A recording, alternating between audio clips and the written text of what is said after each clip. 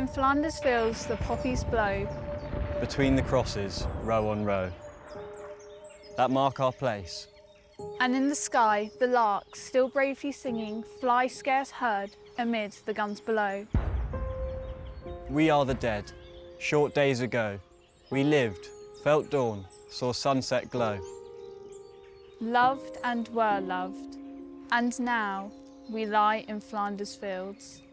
Take up our quarrel with the foe. To you from failing hands we throw the torch. Be yours to hold it high. If ye break faith with us who die, we shall not sleep, though poppies grow in Flanders fields.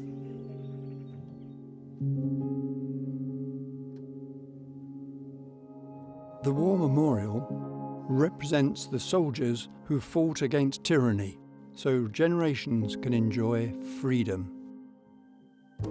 Unto you, O God, we praise and thanksgiving for every courageous deed of our sailors, soldiers and Air Force, and for all unselfish service. Every year for the past 100 years, we remember those soldiers who died for our freedom through the touchstones of our past. When you go home, tell them of us and say, for your tomorrows, we gave our today.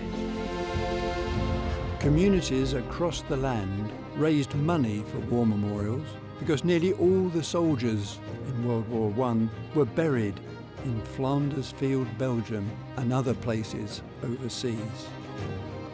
The War Memorial was located in Fleet Road, outside the Station Hotel. It was moved to the back of the library around the 1970s, and finally in 1986 it was moved to its current location on Gurkha Square. The Town Council is proud of its responsibility and its role as custodian of this War Memorial.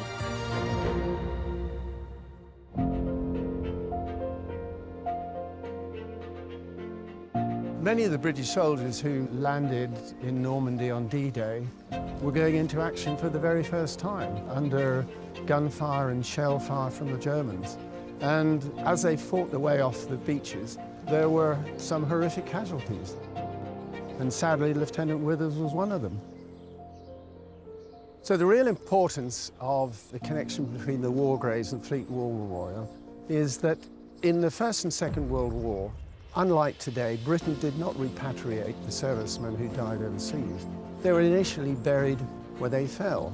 However, most of the families of these servicemen had no prospect of ever going to visit one of these cemeteries around the world. So Fleet War Memorial is the symbol of their loved one buried somewhere else. All the names on our War Memorial they're in alphabetical order. It's because we commemorate them, we remember them equally, no matter what their rank was, no matter what their gender was, no matter which regiment they served and what their medals happened to be. But there are always a few names that jump out at you when you look at these memorials. And in this case, my eye's drawn to Lieutenant General Gott here, who was a three-star general who was killed in North Africa in August 1941. The aircraft he was travelling in was shot down by enemy fighters while he was on his way to take over command of the 8th Army in North Africa. And because he sadly died, the 8th Army was actually passed to one General Montgomery, who became one of our most distinguished generals in the advance through Europe and the ultimate conclusion of the war.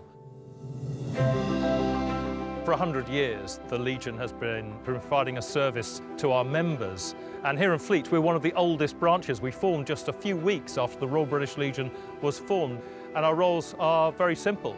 We provide fundraising for servicemen and women and their families who might have fallen on hard times or need some other support. And we set up a poppy appeal every year, and all that money goes to help them.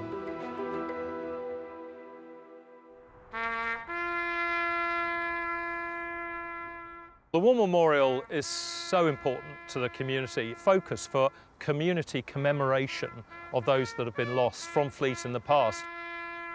We're also commemorating in a national sense for all of those who have been in the United Kingdom's armed forces over the years and have fought or otherwise served their country in conflict.